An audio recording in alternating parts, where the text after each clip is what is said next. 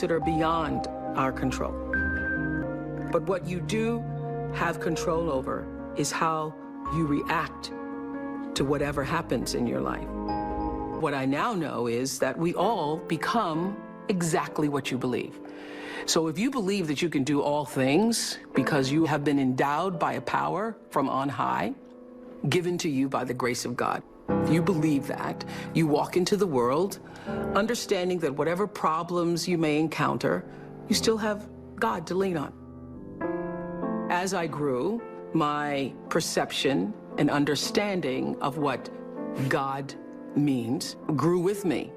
I expanded my view of what it means to be a citizen of the universe, to be a part of the energy field that is omnipotent, omniscient, all-knowing, and all-present in all things.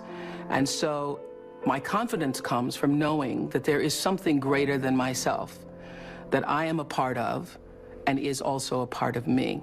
I call that God, but I do nothing without that understanding. How I think one masters one's life is to understand that you are co-creating that life with the ultimate creator. Not understanding that puts you at your own pitiful, meager little will. And everything is left up to you. And you can't do it. You cannot survive in this world by yourself, just believing in yourself. You're not big enough to do it. I'm not big enough to do it. Nobody's big enough to do it. You have to understand that your very presence here as a human being on earth came from something greater than you. And not just your parents who wanted to have a child. The fact that that egg was hit by that particular little sperm in that particular moment, and you were created. Wow. How amazing is that? Of all the different choices that had to happen in order for you to be here now. What a celebration that is. So when you recognize the mystery of that creation, all the circumstances that had to configure and reconfigure themselves, all the questions that we don't have answers to, you have to know this: the fact that I'm here matters. And the fact that you're there matters. This is no accident. None of us are. When you do well, people notice.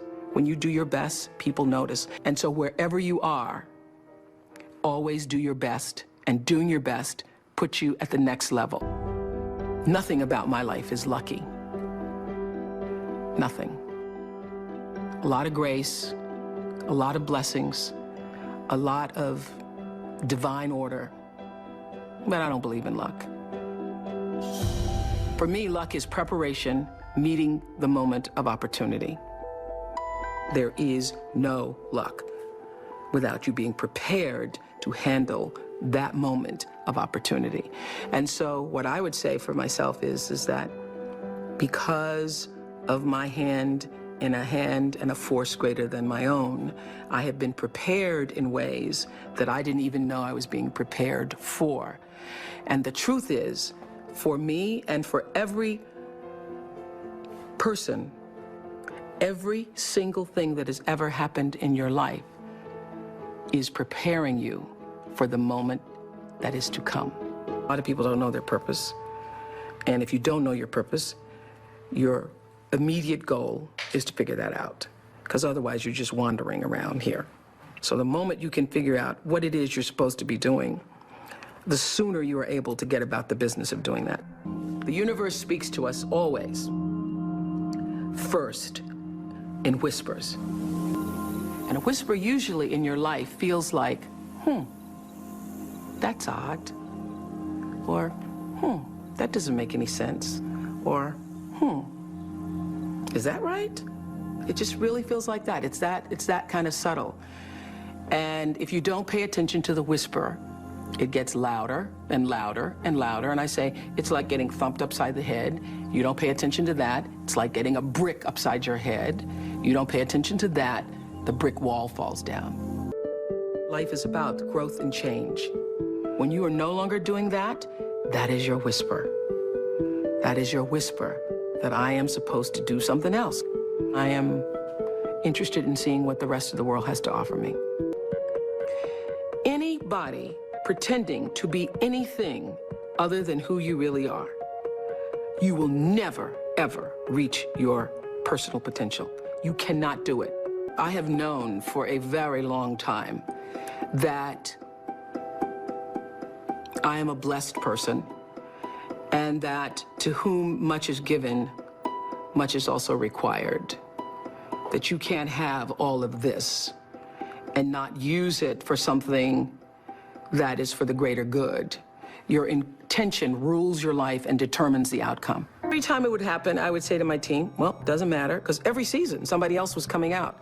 One talk show, two talk shows, three talk shows. There have been over 100 talk shows since we started. But every time, I would feel like, all right, got to step up our game, got to step up our game. The way you step up your game is not to worry about the other guy in any situation, because you can't control the other guy. You cannot control the other guy. You only have control over yourself. So it's like running a race. The energy that it takes to look back and see where the other guys are takes energy away from you. And if they're too close, it scares you. So that's what I would say to my team all the time. Don't waste your time in the race looking back to see where the other guy is or what the other guy is doing. It's not about the other guy. It's about what can you do. You just need to run that race as hard as you can. You need to give it everything you've got all the time for yourself. For yourself. What I know is you got to take responsibility for the space you hold here. And understand that the third law of motion, which says for every action, there's an equal and opposite reaction, that is my religion. That is the fundamental construct of my religion. And by that, I mean, I know that every thought that I think, every thought that I have that moves into action is going to create an opposite and equal reaction. So everything that I put out into the world is going to come back. It's the golden rule on steroids. The golden rule on steroids. It's true that as you do unto others, they will do unto you. It's already done. There's an energy field, there's an energy flow that I strongly feel in my own life. And I know lots of other people who do. You're either in flow or out of it.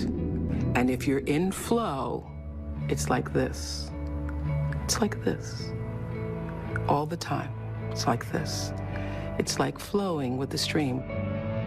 And the flow is in direct proportion to the center of yourself, where God abides, where universal energy abides, where the divine within you abides.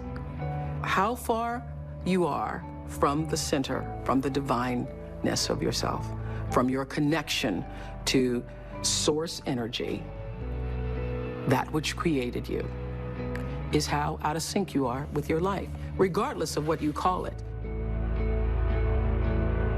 When you can align with that, nobody can touch you. Gary Zukov calls that authentic power. In his book, Seed of the Soul, he says, when your personality comes to serve the energy of your soul, that is authentic power. And that's the only real power there is, because you're going to lose everything else. I don't care how beautiful you are. One day, your breasts are going to sag and your eyes are going to bag and you're not going to be as beautiful. And it doesn't matter how much Botox and how many times you get yourself pulled up and how many hairdos and how many makeovers or what you do, you know, that doesn't last. It's just like the most beautiful flowering tree. Everything passes in its time. It doesn't matter how much money you have, how much power you have, how high you sit on the Forbes list, how many times you make the most influential lists. All of that changes. All of that changes. But what is real, what is lasting, is who you are and what you were meant to bring. What is the gift you were meant to give? And nobody can take that away from you.